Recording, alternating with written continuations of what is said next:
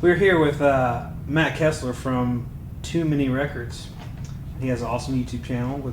So he goes and some of your videos you got and dig with other people and kind of show off what you get at record stores, and then a lot of your other stuff you review stuff. My favorite video is the one where you talk about how you're banned from Urban Outfitters. Well, I wish I could say that was embellished, but that's 100% true. No, I can see that. That's pretty funny. Tell the story really quick, if you can. Oh my god! So, I guess long story short, because it is a fairly ridiculously long story. Yeah. I had purchased 4 records on Urban Outfitters, and they never showed up, and I was very confused. And obviously, as people like us, we buy a lot of records, so I start to lose track, and I wasn't thinking about where they were until I realized I was looking back at my incoming list, and I was like, wait, where were those records? Yeah. But after I had realized that, it was a week after a box showed up at my door from Urban Outfitters with shoes and a bralette. I was like, I didn't order those. Those were not mine. So there was a return label. I just slapped the return label on, returned it, didn't even think anything of it.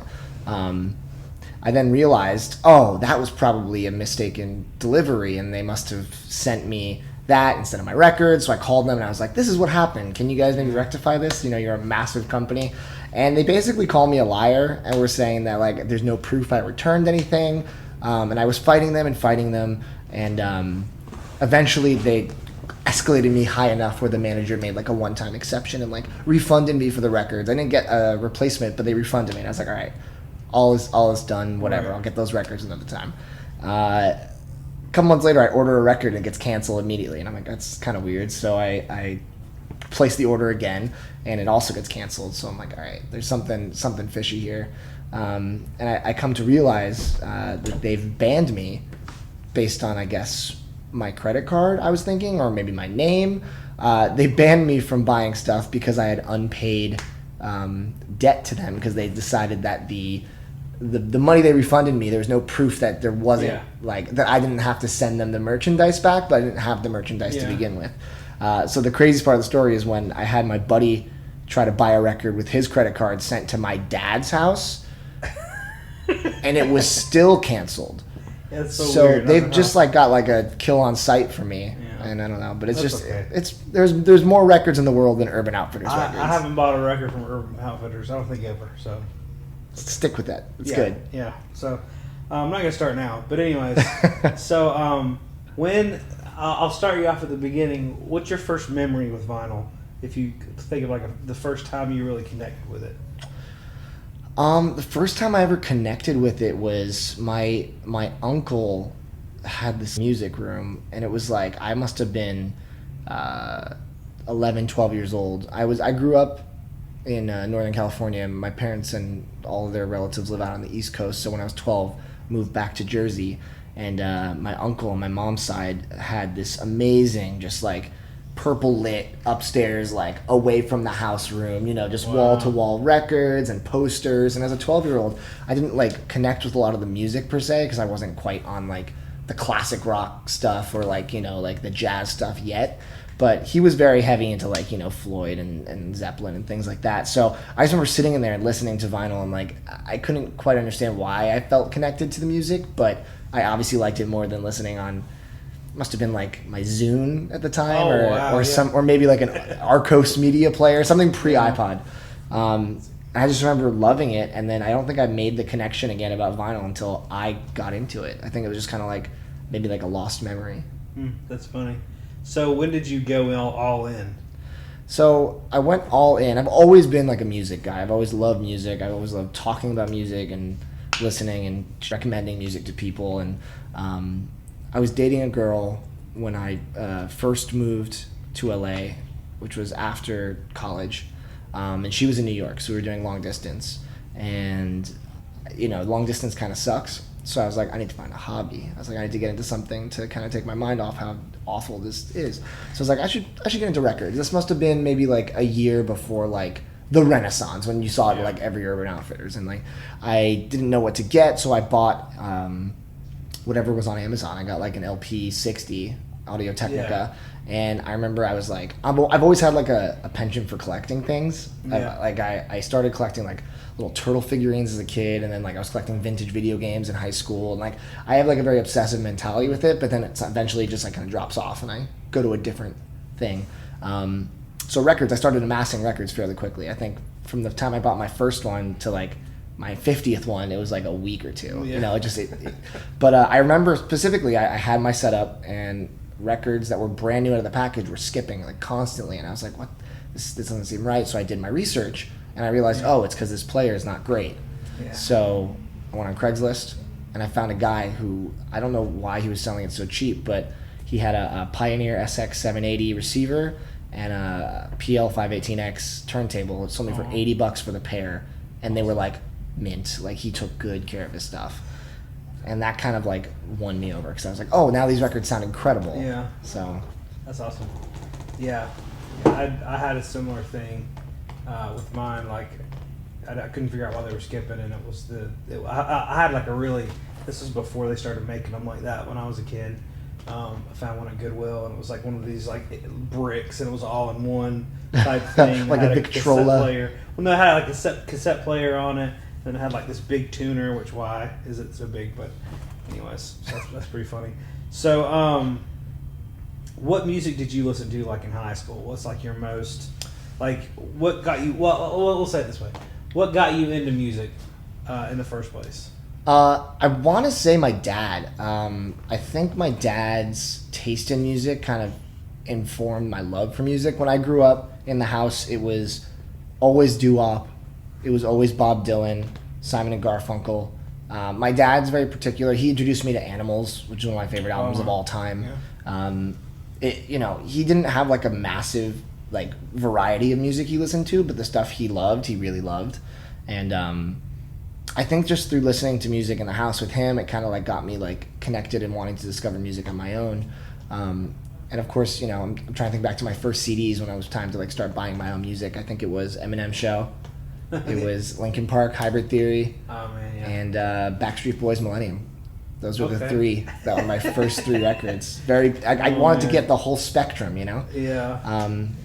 And then I remember making like a lot of like MP3 CDs for my MP3 Discman. I'm saying a lot of very old jargon in this. No, that's good. And I really was into like pop punk. I loved Blink-182. I loved Green Day. The Killers were my favorite band in high school. Oh, cool. But through my dad, like I was a huge Bob Dylan fan.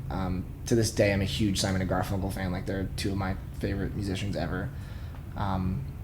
So that was kind of like, I kind of orbited around that, like the indie, mid-2000s indie rock, and like some of the more classic stuff. That's cool. Yeah. When I got into it, well, I've always liked music too, but I definitely had that Hybrid Theory CD and wore it out. I talked about it in another podcast, but my dad, he found my Hybrid Theory CD when I was at school and listened to the whole thing, and then he wrote out on a like yellow legal pad all the lyrics and then read them to me. That's a pretty funny story. But he was like, these guys are real troubled. Dylan, these guys are real troubled, and they have some, they and it turns out he was right. Well, yeah. But he was not wrong. But anyways. But was there a part of it he liked? No. I don't think he liked any of it. What kind of taste does he have?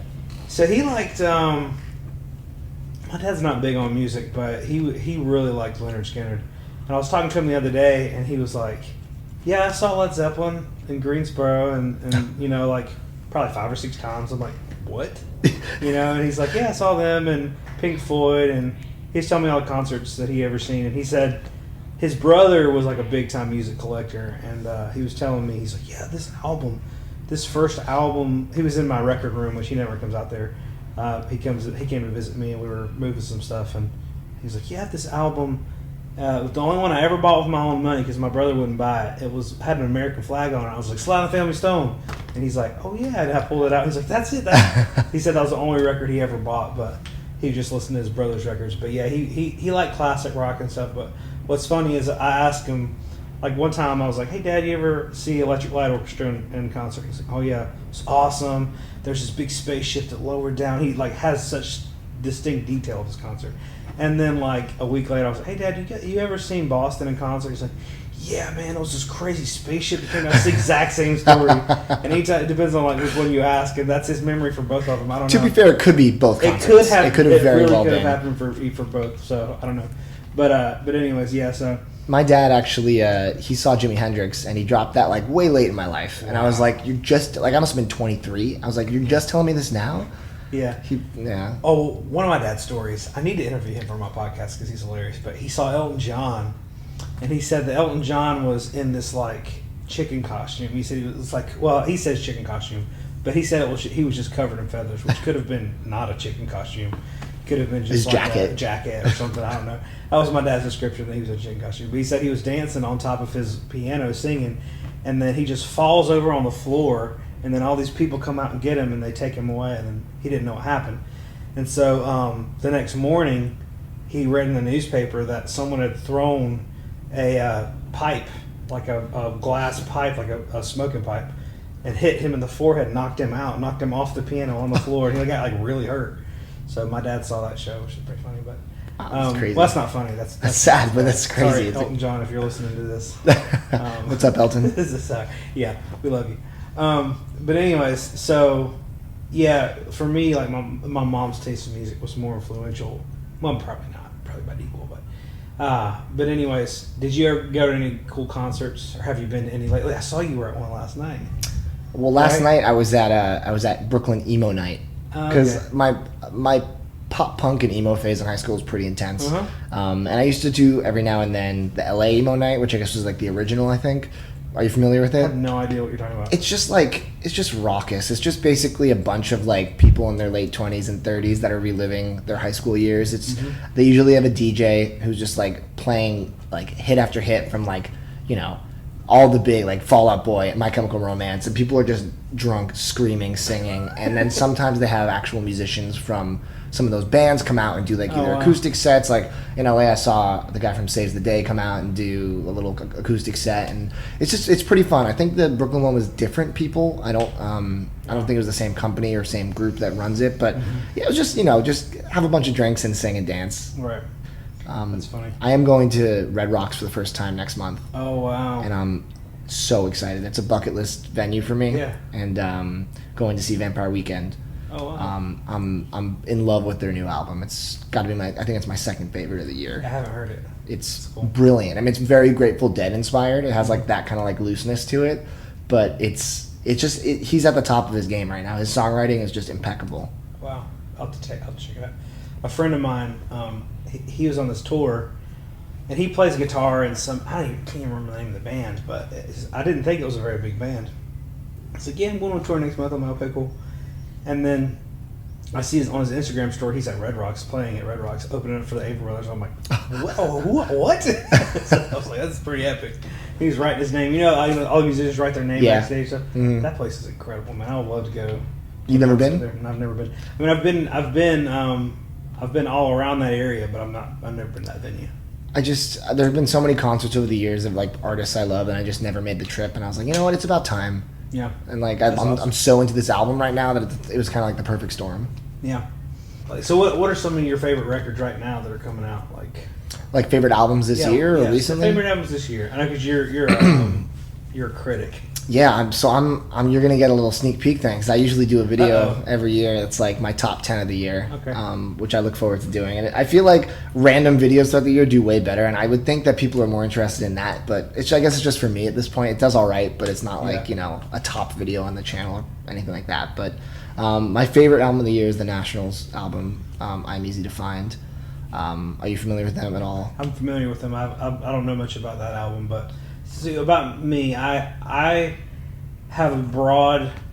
I know a little bit about everything, but I only know a lot about a couple genres. But like newer stuff, I'm really bad about listening to new stuff. I need to be better at it. Well, this will be a good launching pad. Okay. The ones I'm about to mention. Thank you. I love Tom York's new album, Okay. Anima. It's I think this is the album he's been trying to make as a solo artist since his first one. Lana Del Rey's new album is excellent. I've always thought she was good. I've never really been like captivated by her music, but I feel like this one, I forget the producer she's working with, but it's some awesome producer, and it just sounds so good. What else do I like this year? How do you feel about Tekashi 6ix9ine? I have zero opinion on Tekashi 6ix9ine. I love hip hop. I'm like, that's probably my favorite genre. So you shouldn't like him. I don't like his music, like that's for sure. But in terms of like this nonsense in the news, I'm just like, there's got to be something better we can be talking about than him snitching on people as gang members. Like we were talking about it this morning. We were laughing about like, so he's deciding to give up, like so he can get out early. He's gonna snitch on his friends. But that's gonna get him killed. So yeah, he's dead. He's done. Like, but you know what? If he made really good music, I'd feel probably really bad about it. But, his music is not for me. So anyway, sorry for that tangent. I was just curious to what you thought. Somebody has to like him. Who you ask, no one says that. Hey, yeah, I like him. I think it's people under a certain age. It's got to be. I had a weird moment today where I was in a store, like a clothing store, and I was sitting in a chair. And this like young girl walked up the stairs, like she must have been like 13, and there was a song on that was just like nonsense pop. It was like a bad like kind of trap pop song, and she was just like singing every word, like mouthing every word to herself. And I was like, A, I've never even heard this song, but B, she's connecting so hard with this, like she's like vibing on this song. It's just very strange how like each era of people gravitate to the music that. Well, that was you and Backstreet Boys Millennium, you know. I'll still play I Want It That Way. But that's see, that was your time when you were young and listening to bad music. I mean, we all did. Yeah. It was just a weird kind of like, am I old moment where I was like, this young and enjoying the music these days. You always feel like you're young. Like I always feel like yeah, I'm young, I'm cool, and like then kids listen. I'm like, what are you guys listening to?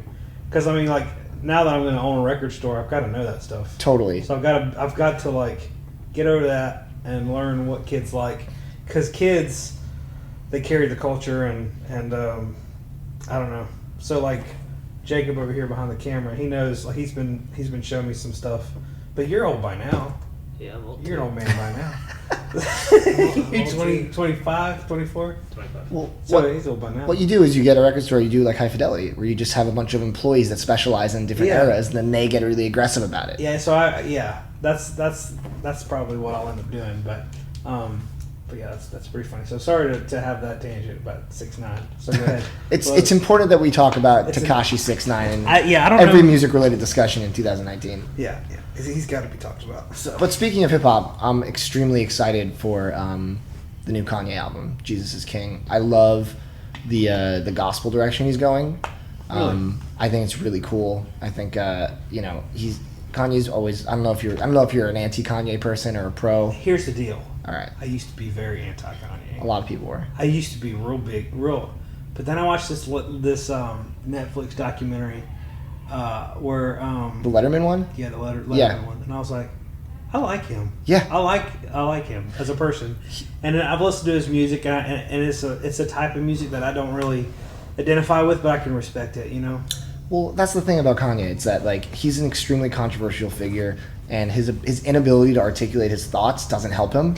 He says the wrong thing all the time, and that's because the media is always like doing this to his face and making him have these sound bites. But objectively, I mean, from a critical standpoint, if you look at all of his music, every single album he's ever put out has moved the genre forward and been a pioneer for sounds to come after. And every album is like maxed out reviews from all critics, and it's just like, you can't deny he's talented. Whether you like him as a person, I don't really care, and whether you like his music, that's one thing. But like, there are so many people that are like, Kanye sucks, and it's like, no, he doesn't suck. Like, he's one of the best. He's like the best of his genre, you know. So he's your favorite musician, isn't he? For hip hop, he's my favorite hip hop artist. Whether it's, if you take the whole package, he's not my favorite like rapper. If I'm speaking like just MC, but for the whole package, there's no one that's ever done it better than Kanye and ever will. I don't know. So consistent. I don't have a huge opinion on, like, I've got some of my favorite, you know, like we were listening to a bunch of Wu-Tang this week when in Rome, but yeah, I don't know. I'm coming around. On Kanye. Maybe that's just the old man in me, but I'm excited to hear. I didn't know he was doing. I knew he was kind of doing some like more gospel-y stuff. Like I was reading some article about him doing some church service. Yeah, he's doing these like pop-up Sunday service things. Yeah. He did a big one at Coachella that was live streamed, but like he was like hiding in like Calabasas in LA. So it's Justin Bieber. He's starting to do some like Christian stuff. That's what I'm saying. Funny. But Kanye starts it, and everyone just like figures out how they can incorporate it. It's very interesting. Yeah, he's a tastemaker for sure. Yeah, I think like for me, you know, for Christian music, I think that a lot of musicians like Kanye and Justin Bieber, they're rooted in it. Like that's their earlier start. But I think they're afraid to go in that direction because how they think that their following or will react to it. But I do think that since Kanye did it, it might have made Justin Bieber feel like he could do it. I don't know. I feel like with Justin Bieber, I mean, I'm not a huge fan of his music personally, but I think his following, like, they either like him or they don't. Yeah. You know, like, they're going to, whatever he puts out, they're either going to, like, love it because it's him or they don't care about his music at all. And Kanye's kind of the same way. Like, whatever he does, his fans will be at least interested in because he's proven himself time and time again. Yeah. See, so we were talking about so you're looking forward to Kanye's new album. Yeah. What else? I know. What? Help me know what else to look for. Well, I know that Run the Jewels is dropping a new record soon. There's no date on it, but yeah, it's gonna happen. They've been teasing it for a while. I mean, those guys don't miss. I mean, they were so established as musicians prior to making Run the Jewels that it's like, LP is one of my favorite producers. Got to be top 5. And I mean, have you seen them live? No. It's just, it's on fire. Like the room is just like it's like an electrical fire. It's crazy. Yeah. I saw them in LA and they had all the guests from the album come out. They had Travis Barker drumming. They had Zach De La Rocha came out and did like both his verses. It was a wild show. Where is Zach De La Rocha? I mean, he's out like living under a rock somewhere. I mean, I just wish that they would just do another Rage tour. Yeah, like that'd be amazing. We need it right now. Let's just do it. Yeah, I mean, I used to work with this guy who was listening to all sorts of old school hip hop all the time. He's like, "Well, why don't they make hip hop guys anymore?" And I burned him a Run the Jewels CD, and he's like, "This is it. This is awesome." You know, it's so good. There's nothing like it. It was like the first of its kind in terms of like just like the energy and the sound. Yeah, this guy's Killer Mike's amazing, and like you said, LP's a killer producer, so it works.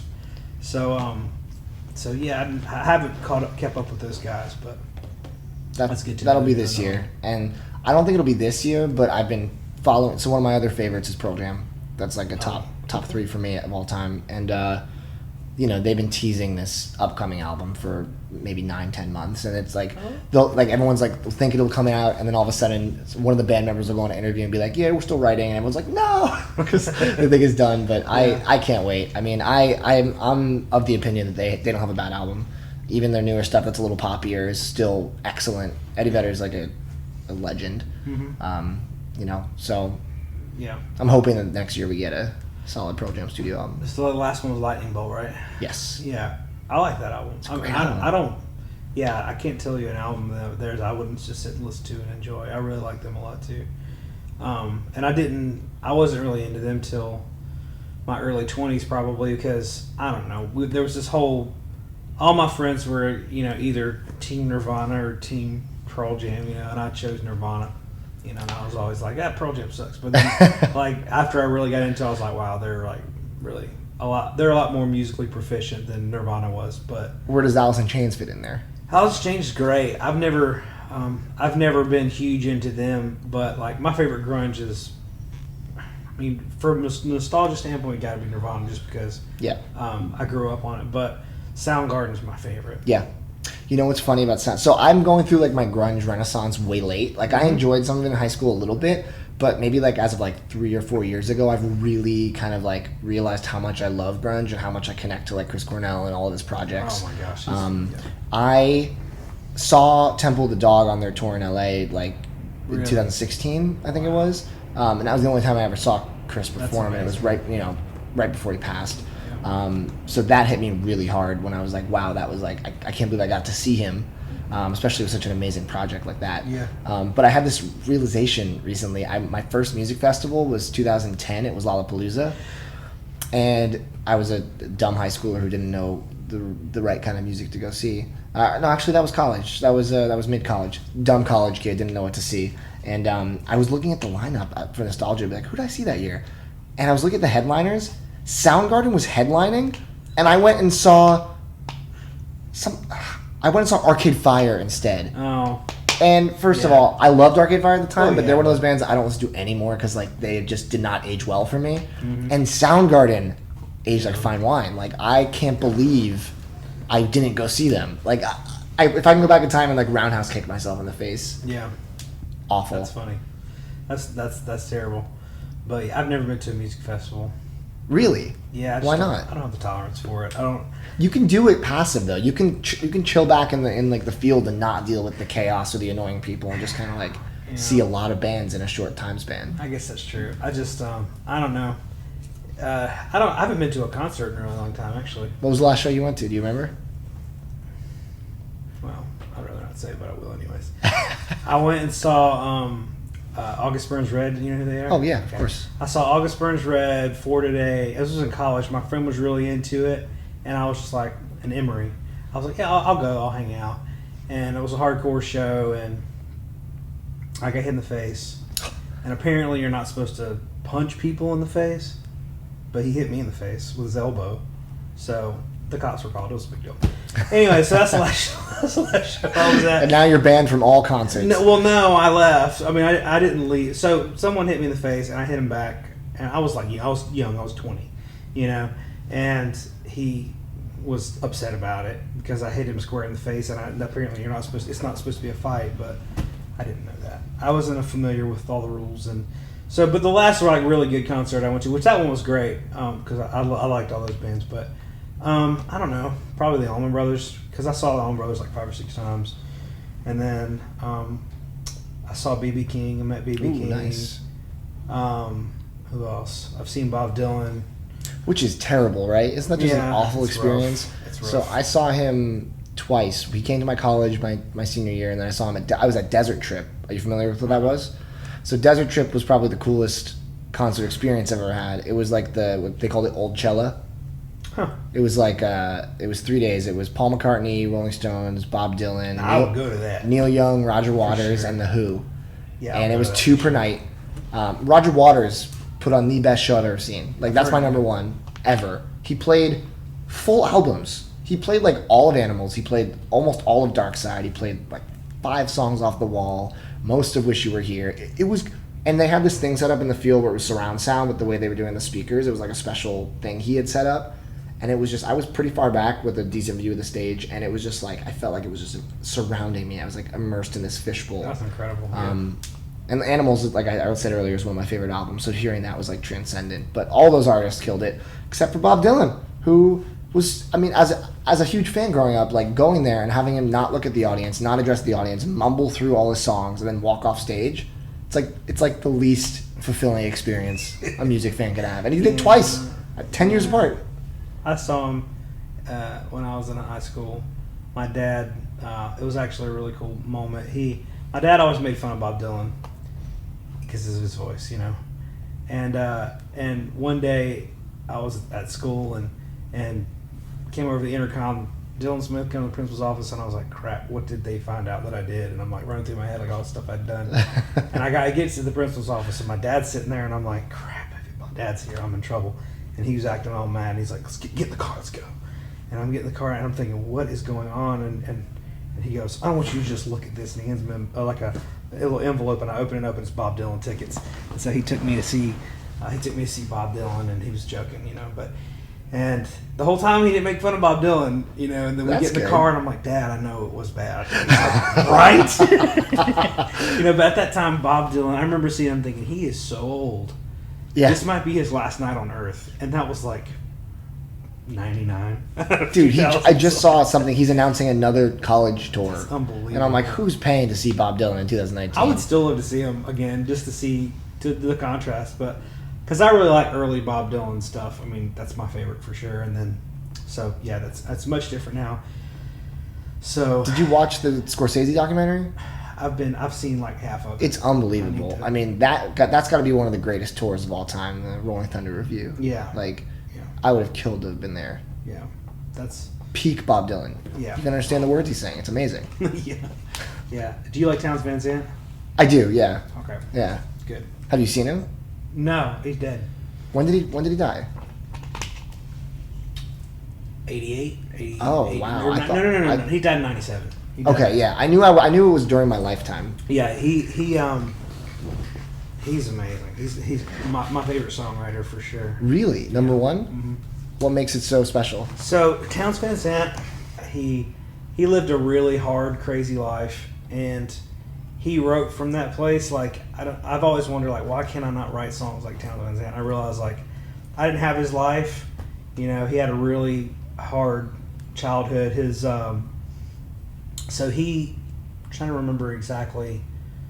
He was bipolar, I think, and his mom took him to a psych ward and had them, like, no, it's not a joke, this really happened, do like experiments on him, basically, and they did insulin shock therapy, which made him, they would give him so much insulin he would go into like a week-long coma, and then he'd come out, and if he wasn't better, they'd do it again, and they did it so much that he doesn't remember anything before he went in, so his whole entire childhood he can't remember. And so, or he couldn't remember. And so there's a That's crazy. yeah, there's a documentary. I'm trying to remember what it's called. There's a documentary called "Be Here to Love Me," and it is incredible. It's about his whole life. But he thought so weird, like no one else. He was standing on like a 3-story building. He's like, I wonder what it feels like right before you hit the ground. So he jumped. And then he tried it, and he was in the hospital for forever.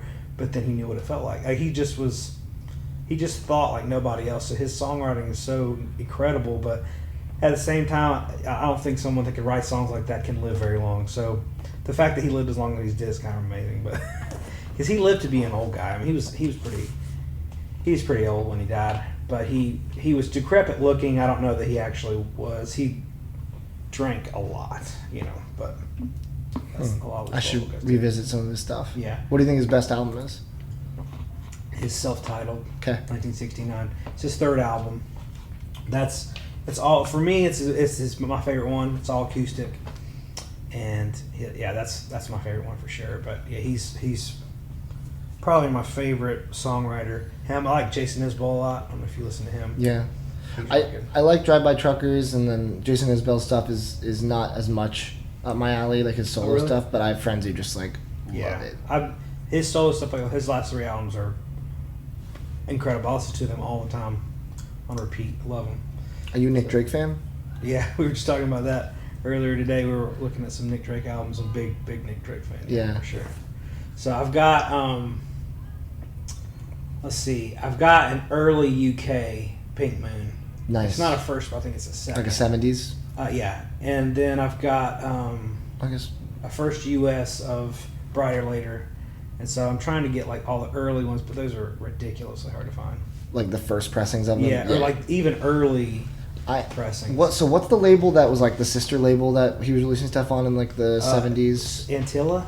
Yeah. Is it something like that? I think something like that. I found one of those of 5 Leaves. Yeah, I saw that. Yeah, that's A1 Records. So that's the earliest US pressing you can find. Which I was shocked to find it there. It was like $40 and it was clean. I was like, this is wild. So you like A1? I love A1, and so only because it's like you find you dig there for like an hour and a half and you find nothing, and then you pull one record out and you're like, it was all worth it for this. Wow, yeah, I wasn't in there very long. I was in there for like 10 minutes. You can't find anything in 10 minutes because it's disorganized. Like, you have to look in every bin because people just put stuff back randomly, which is kind of the fun of digging in a store like that, is that you don't know what you're going to find, which is half the fun of digging in general for me, is just like the hunt. What's your favorite store in New York City?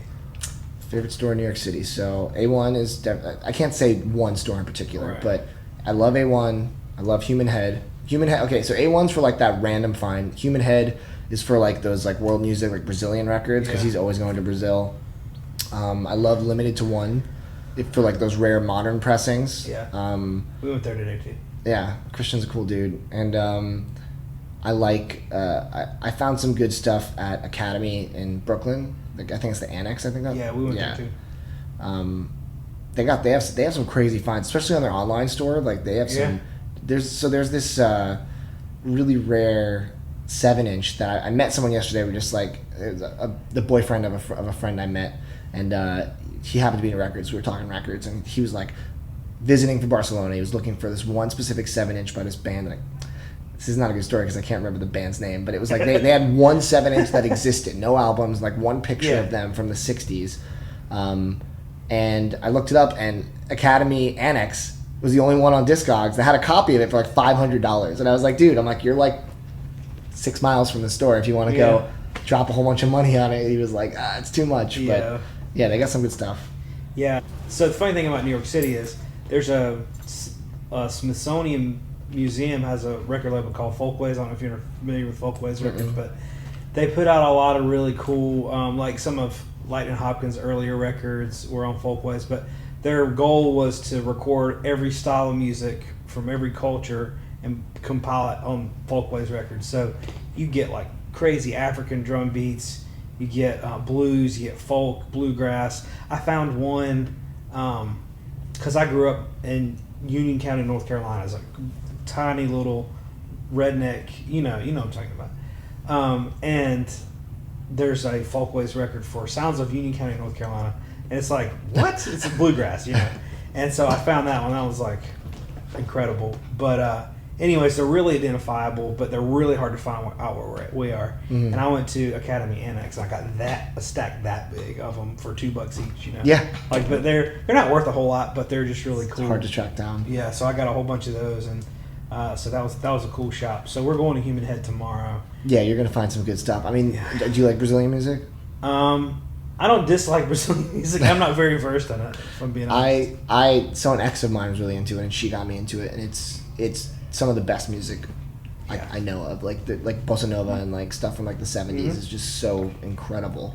And he goes to Brazil like 3 times a year, and he just like. So Christian was saying his wife is Brazilian.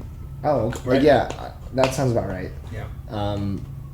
But every time I go, I find something. I'm like, it's priced as it it's high. It's as it should be. As it should be. But sometimes you got to make that splurge. I love the stores in New York, but I just moved back here from LA about 3-4 months ago. So you got some good stores there too. Amoeba, I mean, like, I will never find a store as good as Amoeba. Like Amoeba, I was 10 minutes door to door for most of my time in LA. So I would go, every week because I was so close to it, and every single week, the amount of used volume that they turn over, you could spend an hour and a half in the store and dig through entirely new used stock. And I always walked out with a stack of records that was like things that were on my want list. It's unreal. It's like Willy Wonka's Chocolate Factory for vinyl. It's like you walk in there and there's no way if you're a music fan you could walk out without finding something that you've been dying to find. Yeah. And there's nothing like that in New York. There's just a lot of good smaller stores. Mm-hmm. Yeah, I like a big shop. I like going into big stores like that. I went to LA back in 2008, probably 2008, and that was like one of the brief moments in my life where I wasn't really looking for records when I went to new places, and I just didn't go, and I really wish I had. But I'm sure I'll be back there at some point, and I'll do it. But and they're also LA one's moving, so they're moving to like a different location. They got like the building got bought or something. They're trying to turn it into a high-rise condo, which it sucks because that's like an iconic piece of Hollywood. But they're moving apparently not too far. But I'm wondering if they're gonna have like some crazy sale right before the move, and I'll fly out for that. If they're gonna like discount the stock, try to lower it, we'll see. Well, have you ever seen the documentary? All Things Must Pass is a story of Tower Records. Oh yeah, was it Colin Hanks that made it? Tom Hanks? I'm not sure, but that was I've watched that one a few times. Like that, the first time I saw that, I was like, I have to start a record store like that. That really inspired me to try it, and so that was when the ball started rolling. And then last week I watched it again, and I was like, because at that point I'm definitely doing it. Now it's opening in 2 weeks, so. That's amazing. I saw that and I was like, it's an amazing story, but the guy that started it, he just his dad set him up really good in his early years. So that's probably why it was so. But he was also a genius, but there's still one in Japan.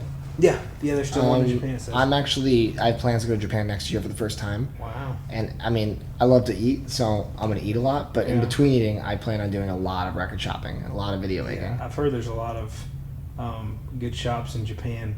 I always said, we were talking about that in the airport on the way over here.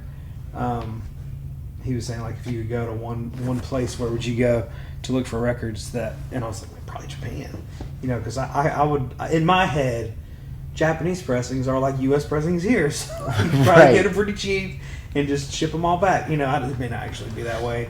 I don't know. But there's that aspect. So there's also the fact that I feel like culturally they value different records than we do. Yeah. So it's like things that might be like really rare and hard to find here will still be rare over there, but maybe not as expensive or hard to find because it's just not as in demand. So, well, the guys at Face Records, it seems like they have a pretty good grasp on the Japanese culture and what's important to them. Yeah. So I'm excited to try to go there tomorrow. So. Yeah, it's a good store too. Yeah. It's just it gets pricey. Yeah. Stores like that, that's like a specialty where it's like if you have like money burning a hole in your pocket, you'll find good stuff. But it's not like go there and casually pick up a record. There's a couple like Japanese psych albums that they have, and I asked them, and I know they still have them. I'm scared to go and see them in person because I'm scared that I'll buy them. But and they're expensive stuff I've been looking for a long time. So, anyways, are you a jazz fan? A little bit. I mean, yeah. I'm like casual, very, very casual jazz guy. I've gotten more serious about it in the last year, but yeah. I would say that you should make a stop at the Jazz Record Shop. Have you heard of this place? I think I have. I think that's just the name of it. I think it's just called Jazz Record Shop. It's somewhere in Midtown. It's just like there's no sign out front. It's a second or third floor of a building. You just walk in, you have to take the elevator up. But it's the most well cultivated jazz shop probably in the city. Incredible pressings and just like a huge selection of vinyl. Yeah, we were talking about like what Jacob, the cameraman, my friends came with me. He was asking me why are you buying all these records? Like which ones are you looking for? Asking me. I was telling him that the like in North Carolina, Leonard Skinner, Allman Brothers, Doobie Brothers, Marshall Tucker Band, like those are everywhere.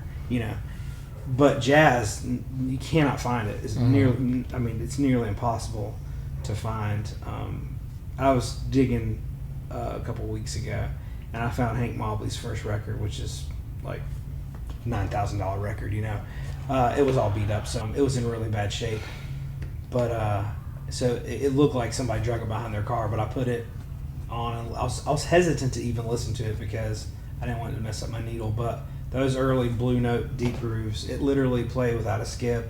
There was some surface noise, but it wasn't really that bad, and they just made them so much better then. So yeah, I always like finding Blue Notes and stuff like that. But here in New York City, they're a lot more common than they are at home. But you're gonna pay if they're the prices are gonna be. Yeah, that's true. But what are your thoughts on that? About you're opening up a record store, which is awesome. What are your thoughts on pricing differently than you would, let's say, if you're selling online? I sold online for 6 or 7 years. What I don't like about selling online is everyone's opinion of grading is subjective. So one person's VG plus is another person's near mint or whatever, and vice versa. So I bought a record the other day and the guy said near mint. It was a Led Zeppelin, Robert Ludwig, that one, and it said it was near mint, and it was. I wouldn't even put it on. It was so bad. It was so bad. And he's like, and I talked to him about it. He's like, and I'm not one of these anal people that's going to give somebody a really long time. But I was like, is this the wrong record? Did you see me? And he's like, well, it looked great to me. It looked like it was in great shape. And I don't know, whatever. But anyway, so I stopped selling online because there's so many people that they are hoping when they get something in the mail that has a little bit of a flaw, so they can try to get like a partial refund or whatever. Yeah. Like that's so common.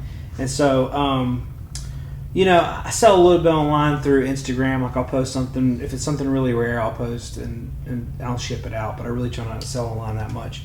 But, in the shop, I try to keep prices low. I think some shops are either on the side to where they try to move more volume. And some shops, they don't want to lose a single dollar. Like they want top dollar out of everything. And, I'm not going to give anything away, but I like to price things cheap enough to where people can buy, like kids can come in and buy records and get a couple, and so I can still make some money, but the goal is to have fresh inventory all the time. The only way to do that is to sell things cheap enough to where you're moving. I would rather move more records and make more money by moving more records and making just a little bit less on each one than to price everything really high and then have the same consistent stock in the inventory because you're not selling as many. So that's how I do it. That's a good philosophy because I mean I'm sure I've been to so many stores where it's like you go over a couple times over a 6-month period and the stock's like the same. Mm-hmm. It's just like you can't move them because your prices are too high. It's just like I love when I go to a store a couple times a quarter and like it's different every time and like that's exciting. That's what makes you want to go back, and that's what separates a good from a bad store. Yeah, that's very true. What about listening stations? I know a lot of stores are like no listening stations, and some are like. I'm gonna have one for sure. Okay. I've got an idea, which I'll say I wasn't gonna tell anybody, but why not? Exciting. What I want to do. It's not going to be when we open, but it'll be soon. I'm looking for an old school telephone booth to be the listening station. That's awesome. So that would be really cool. That is cool. But I have to find one, and so that would be sick if I could get that. But I do want to do listening stations. So I think that would be really cool. So what we're going to do now is have like a little living room set up with a good sound system set up the way it's supposed to. So when people say, "Hey, how does this sound?" or whatever, we can throw it on. They can listen to something. I mean, if there's nobody else in the shop, I'll just turn the sound system off and let them enjoy their record or whatever. But they can also see what it's supposed to sound like on a good sound system. So if they have a bad sound system, they'll kind of know. Right. And then also, if they want to try out certain components and stuff, I can have that stuff around because I'll have stereo equipment too. I get like loads and loads and loads of stereo equipment and it just sits at my house because for me it's a lot more fun selling records, and stereo equipment is kind of a pain. But now I'll have somewhere to sell it, so it'll be a little bit easier because everybody wants me to ship stuff and I'm not shipping stereo equipment. I'm just not doing that. So you moved, and I know you had your big. Tell everyone how you moved them all. You moved all your records. So, I mean, obviously, there are many people in this world that have bigger collections than mine. I'm not going to say mine's massive, but, I had 2,000 records, which more than your average record collector, but less than, the big guys. And moving across the country with that many records was a nightmare that plagued me for months and months and months because I was getting anxiety about doing it wrong or, how much it would cost and all these things. I ended up utilizing a multitude of methods. So there's a site called UShip. Have you heard of this? Mm-mm. It's basically the site where you list what you have to get shipped, and different independent movers will bid on it and be like, I'll do it for this price. Yeah. So because I was looking into moving companies, it was so expensive, and they would just be in a truck with other people's stuff, possibly getting crushed or leaked on, and I just didn't want to risk that. So this guy, he was an independent mover. He had this massive windowless cargo van, and he was towing a massive trailer behind it. And he said he was driving from LA to the East Coast. It was a week from when we talked, so I wasn't even prepared. But he was like, "I'll do it for," I think it was $1,500 or something. For it ended up being 30 boxes. So it was maybe 22 record boxes, my stereo equipment, a couple other boxes for that, and then just other things that were just clothes and stuff. But I was like, yeah, that's way cheaper than the other cross-country quotes. Yeah. And he was like, I'll keep the AC on. No, there's no sunlight that's going to hit it. Yeah. And I was like, great. So he took most of them. But after he left, I realized, as people like us, crazy people, I had other records that were just around that I didn't remember I had in certain closets. And I was stuff that I didn't want to just say, screw it, I'll leave it. Good stuff. I had to pretty much in various size boxes and methods, media mailed them to my dad's place. The craziest thing I did at the end, it was a week before I moved, and I still had 150 records, and I was like, what am I gonna do with this? So I shoved 50 records in a small U-Haul box, and I put that small U-Haul box in a medium U-Haul box surrounded by bubble wrap, and I just media mailed it, and I just crossed my fingers. I was like, please get there, because it can be a 75-pound package for media mail. And these were 60 pounds. So they all made it. The outside boxes got demolished, but the actual box with the records was fine. Wow. So I got really lucky. Nothing got damaged. I'm going to ship a big box of records home. I just shipped a $1,200 record, so I'm watching the track and hoping it gets there safely. I just bought a test pressing of one of my favorite records. My number 2 record of all time. Do you know Tycho? He's it's a band that does down-tempo electronic music, but really, really pretty, intelligent stuff. And their album Awake is it's my second favorite record of all time. And I bought one of 5 test pressings from a guy who knows the band, and he shipped it to me. He's all insured, whatever, and the tracking hasn't updated, and he's just he's trying to track it down on his end, and he's I don't know what's going on. He's I'm talking to the post office, and maybe the label got torn. And I'm of course, the one irreplaceable record is the one that maybe gets How long lost. ago did you ship it? A week ago. Was it medium mail? I don't know. I know it was fully insured and tracked, I wouldn't so worry it could have about been it. medium mail. Yeah. I wouldn't worry either, but it's just of all the I records. understand. I tell you that, but if it was me, I'd be like really upset about it. I mean, I'll get my money back if you know Right. it doesn't show up, but it's like I'd rather have that record. What's the most you've ever spent on a record? That one. You don't have to tell me. No, I'm happy to tell. I think I've talked about it before. So, do you know Sun Kill Moon? Yeah. It's like Mark Kozlik. So his first record, Ghost of the Great Highway, is one of my favorite albums. It was out of print for literally ever. And I was in Amoeba one day, and on the wall they had a signed copy of it for $250. And I know it's not like a crazy amount, but like for me at the time, I never spent that much on a single record. Yeah, that's a lot. And I was like, you know what? That's like the low end of what it goes for on Discogs. It's signed. I'm gonna get it. And then 3 months later, they announced the repress. Yeah. And I was just like, it was just like a knife in my heart. But you know, that it happens. That's the risk we take when you buy a rare record. It can always get a repress like a week later. Mm-hmm. And I'm noticing that lately. Have you noticed that like a lot of those kind of rare records are getting these represses? Yeah, for sure. And like I had Pink Floyd's Pulse box set, which before it got re-released, it was like people were looking for it, man. I mean, and I had a really nice copy, and I was debating on whether I should sell it or not, but I quit my job to sell records and needed to move some stuff, and someone offered me a great deal of money for it, and I sold it. It was a really nice copy, but I sold it and regretted it for about a week, and then they announced the reissue, and you know I just bought the reissue. It was like $80 or something, and so I think I got $500 for mine, the one I'd sold, and then the prices went down which is kind of sad. You know, that happened with all the Pearl Jams too. Like they still, I mean, the originals still have a lot of value, but not as much. The They used to be $200-$300 a pop, and now they're probably $100, give or take. Yeah, so. If you knew when to sell what, you could. It's like insider trading. Yeah, for sure. Well, cool, man. Do you have any more crazy vinyl stories or anything you want to talk about? I mean, I guess I started a record label, which is I meant to ask you about that. Tell me. So we'll start that over. Tell me about your record label. Tell me about your record label. So it's not a record label in the sense of like a traditional record label. It's basically like I've had my YouTube channel for 5 years and built a really solid following of people that really trust my music taste and really support my endeavors. Yeah. And are you familiar with Crates? Crates. Qrates. No. It's basically a crowdfunded. It's like Kickstarter for vinyl, kind of.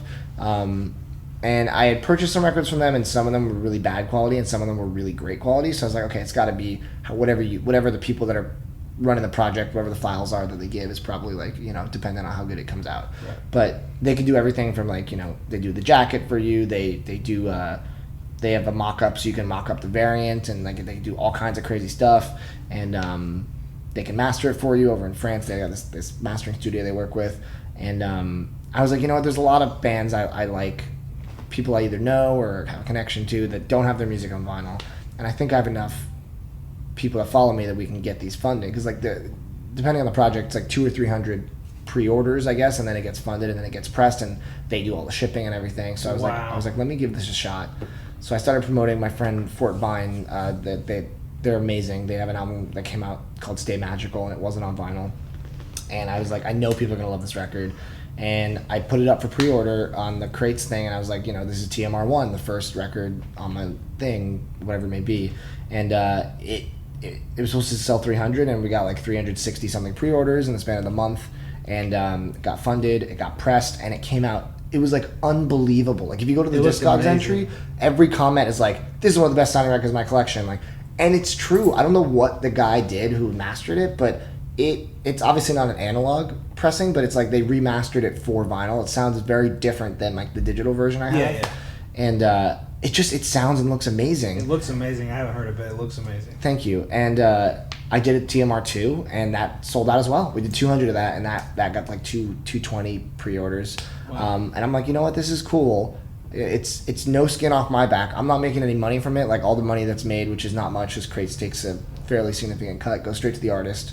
I'm just in it to get. It's selfish. I want cool records of artists I like, and I'm utilizing my fan base to make it happen. And so far, it's been all hit. The new one's shipping in like a week, and I already have 3, 4, and 5 lined up. Like I'm in talks with the people, like make it happen. So that's cool. Every couple months, I think I'm just gonna keep pumping them out, and that's cool. It's fun.